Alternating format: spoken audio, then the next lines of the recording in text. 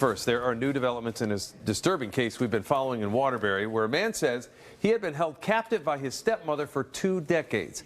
Thanks for joining us. I'm Mike Heideck. And I'm Keisha Grant. NBC Connecticut has obtained new documents that show an agreement to sell the house at the center of this case. NBC Connecticut's Melissa Cooney has been following this for over a year since this story broke. Melissa, why is this house so significant? Well, this house really is just so central to this case. This is where a now 33-year-old man says his stepmother held him captive upstairs for 2 decades. Now, this house could be in new hands. That's according to court documents that we obtained today.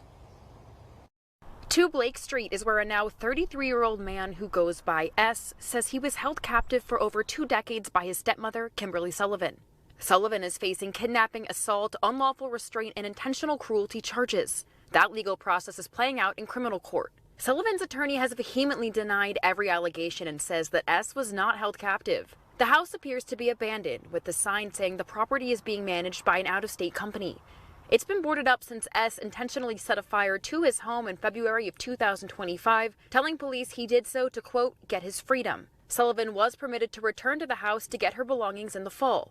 We have been told Sullivan no longer lives in the Waterbury area, and S now has a court-appointed conservator. NBC Connecticut obtained documents that show Sullivan has reached an agreement with a buyer named J.D. Homes, LLC, to sell the house for $110,000. It's unclear if the deal is closed. As of Wednesday, public records show Sullivan is still the owner. And through this process, Sullivan also filed documents in probate court related to the estate of her late husband, Craig.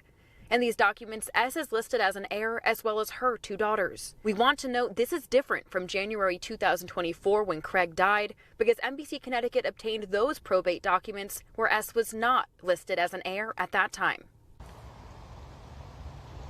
And we have reached out to S's team. They told us they did not have a comment. We've also reached out to Sullivan's probate attorney. We are waiting to hear back, and we'll update when we do. For now, we're live in Waterbury. Melissa Cooney, NBC Connecticut News.